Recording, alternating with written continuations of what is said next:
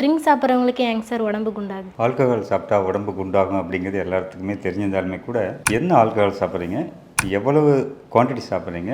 எவ்வளோ ஃப்ரீக்வெண்ட்டாக சாப்பிட்றீங்க? அது சாப்பிடும்போது கூட என்ன சாப்பிட்றீங்க அப்படிங்கிறத பொறுத்து தான் உங்களோட உடல் குண்டாகிறது இருக்கும். ஜெனரலாக நீங்கள் என்ன டயட் எடுத்துக்கிறீங்க? உங்களோட ஜெனட்டிக் மேக்கப் எப்படி இருக்குது? பழக்கவழக்கங்கள் என்ன? கூட வேறு ஏதாவது வியாதிகள் இருக்கின்றனவா? இது எல்லாத்தையும் பொறுத்து தான் உடம்பு குண்டாகிறது. எல்லாமே நார்மலாக இருக்கிறவங்க ஆல்கஹால் சாப்பிட்றாங்க அப்படின்னா அவங்க உடம்பு குண்டாகிறதுக்குன்னு சில காரணங்களாக இருக்குது. இந்த ஆல்கஹால் வந்து நம்முடைய உடம்புல ஃபேட் எரிக்கப்படுவதை குறைக்குது. ஃபேட் எரிக்கப்படுவதை குறைக்கிறதுனால ஃபேட் டெபாசிஷன் அதிகமாகிட்டே இருக்குது. அதனால் வந்து உடம்பு குண்டாகுது. இது முதல் காரணம். இந்த ஆல்கஹால் வந்து உங்களோட பசியை தூண்டுது, பசி எடுக்கிறது அதிகம் பண்ணுது. அதே போல் சாப்பிட்டதுக்கப்புறம் நம்ம உடம்பு திருப்தி வருது இல்லையா, போதும் அப்படின்ட்டு அந்த திருப்தியை இது குறைக்குது. அதனால் நிறைய சாப்பிட்டே இருக்கிற மாதிரி சூழ்நிலை வருது, உடம்பு குண்டாகுது. ஆல்கஹால்லேயே வந்து 1 கிராமுக்கு 7 கலரிஸ் உடம்புக்குள்ளே போகுது. நீங்கள் 1 கிராம் கார்போஹைட்ரேட் சாப்பிட்டாலோ 1 கிராம் ப்ரோட்டீன் சாப்பிட்டாலோ 4 கேலரிஸ் தான் உடம்புக்குள்ளே போகுது. ஆனால் 1 கிராம் ஆல்கஹாலில் 7 கலோரிஸ் உடம்புக்குள்ளே போகுது. ஸோ இதெல்லாம் தான் ஆல்கஹால் சாப்பிடும்போது உடம்பு குண்டாவதற்கான முக்கியமான காரணம்.